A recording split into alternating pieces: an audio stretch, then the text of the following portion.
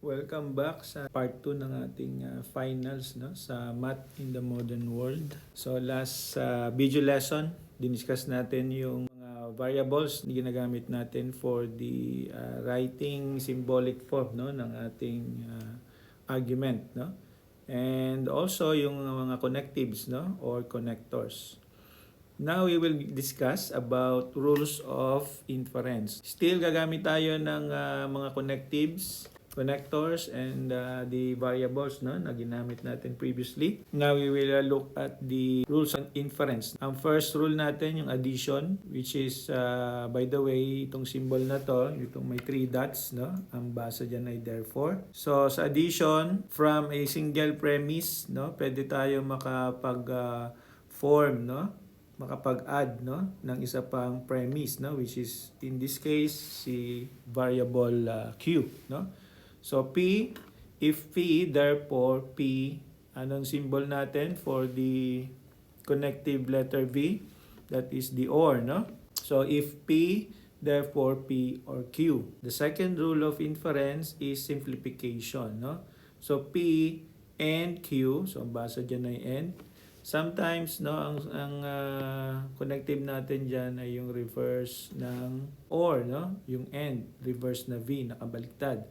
So if p and q therefore p. Okay? So sa module na to ay that yung ginamit natin na connective or connector no. Next third is the conjunction. If p q therefore p and q. Under ng constructive dilemma, if p then q, and if r then s, and if b or r, therefore q or s. Yan yung constructive dilemma. Sa modus ponens naman, we have if p then q, and p therefore q. So modus tollens, if p then q, and not q, therefore not p. Hypothetical syllogism, if p then q, if q then r, therefore if p then r. Under disjunctive syllogism, we have p or q, not p, therefore q. Destructive dilemma, we have if p then q, and if r then s, not q or not s, therefore not p or not r. So yan ang ating rules of inference. Ito ang ating illustrative example. Show that the premises, it is not sunny this afternoon and it is colder than yesterday. We will go swimming only if it is sunny. If we do not go swimming, then we will take a canoe trip. And if we take a canoe trip, then we will be home by sunset. It leads to the conclusion, we will be home by sunset. So let P be the proposition, it is sunny this afternoon. Q, it is colder than yesterday. R, we will go swimming. S, we will take a canoe trip. T, we will be home by the sunset. So inassign na natin yung value sa mga variables na gagamitin natin, 2, 4, 5. So we have 5 variables. Then the premises become not P. Bakit may not? Kasi nakalagay dito, it is not sunny. So ni-reverse natin to, ang tawag doon ay negation. At ang symbol ng ating reverse or negation is etong symbol na to. Ang basa dyan ay not P. So sabi natin kanina, itong reverse na V na to, ang basa dyan ay and, no? Not P and Q. So ano yung Q natin? It is colder, no? Bakit walang not? Wala siyang not na word, no? Hindi siya negative. So hindi siya negation. So ang basa natin dito, not P and Q. Next na proposition natin or premise, if R then P. Third premise, if not R then S. And the last premise, if S then T. So ang ating conclusion is T, which is we will be home by sunset. Constructing an argument to show that the premises lead to the desired conclusion. Okay? So ito yung ating unang premise. Na-convert na natin yung ating sentences into symbolic form, no? Gamit ang ating connectives and connectors, no? So unang premise natin ito, yan. Ito 'yon. Simplification using 1, which is the addition, no? So we have not P. Second premise, using the modus tollens, we have not R. Sa third premise, we have the modus using the modus ponens, no? For statement 4 and 5, we have the S. And for the premise, the fourth premise, using the modus ponens of statement 6 and 7, we will have T.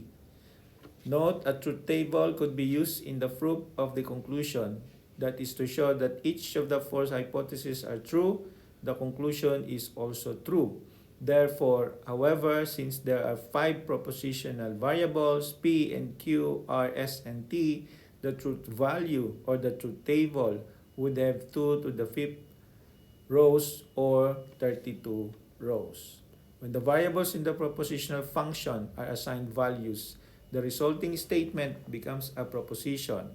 So sabi natin, definition ng proposition, any statements that have a truth value in it, no? So that is a proposition. So kung nasa na natin ang truth value sa kanila, sa ating mga variables, then they will become a propositional function.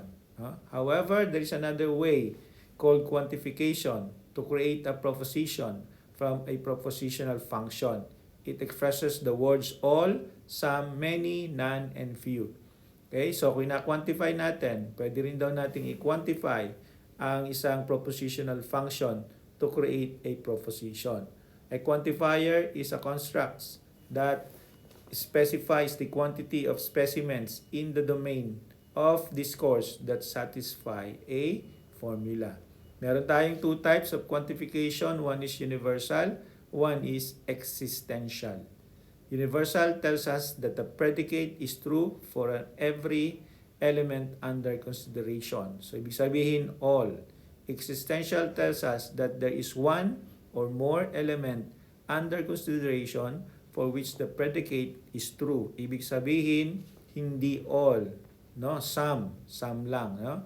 So, the universal quantification of Px is the statement Px for all values of x in the domain. The notation inverted A stands for the universal x.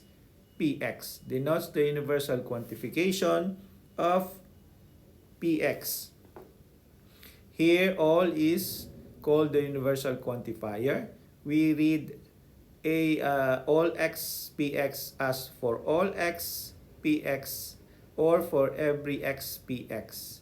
An element for which Px is false is called a counterexample, for example, of Ax Px or all x Px. For all x Px is true if Px is true for every x in the domain. It is false if Px is false for at least one x in the domain.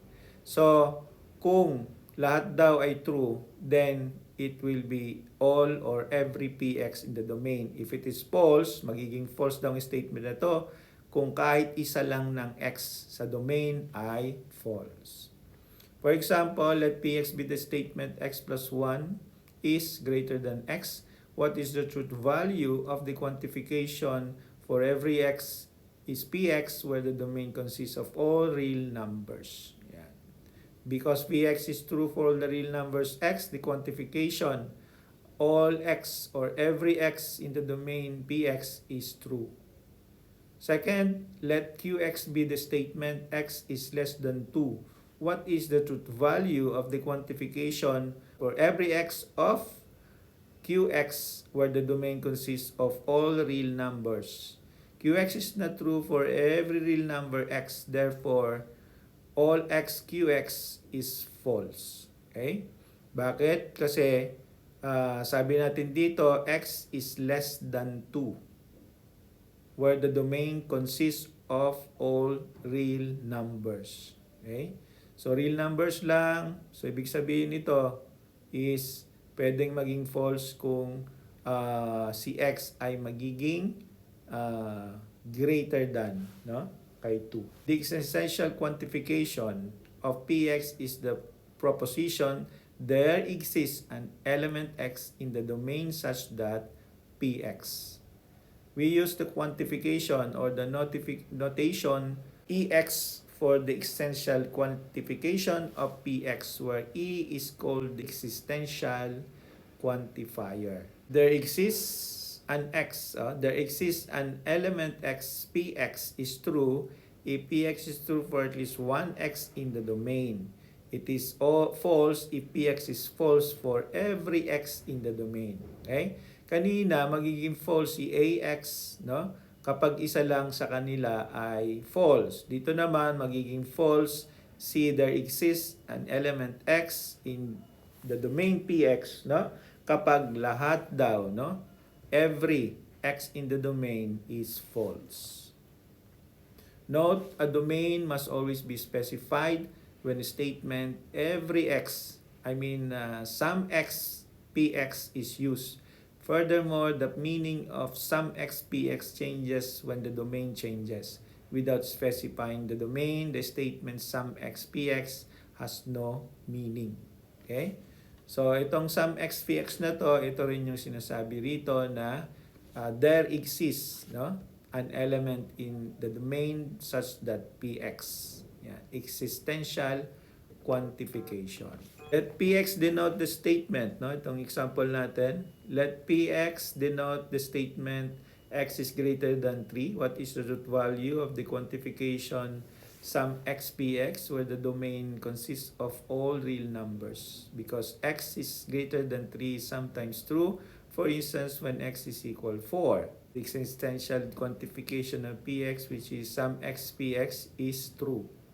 Second, let qx denote the statement x is equal x plus 1. What is the root value of the quantification some x qx, where the domain consists of all real numbers? Because qx is false for every real number x, the existential quantification of qx, which is some x qx, is false. Sabi natin kung lahat ng nasa domain ay false, then some of the x qx will become false. The quantifiers all and some have higher precedence than all logical operators from propositional calculus. For example, all x px and or qx is the disjunction of all x px and qx. In other words, it means all x px or ito yung sinasabi natin or qx rather than all x px or qx. Negating quantified expressions. Consider the negation of the statement every student in your class has taken a course in calculus. All x px, where px is the statement x has taken a course in calculus, and the domain consists of the students in your class. The negation of this statement is it is not the case that every student in your class has taken a course in calculus. So meron na tayong word na not, no? Since ito ay ninegate natin, no, itong statement na to. This is equivalent to there is a student in your class who has not taken a course in calculus.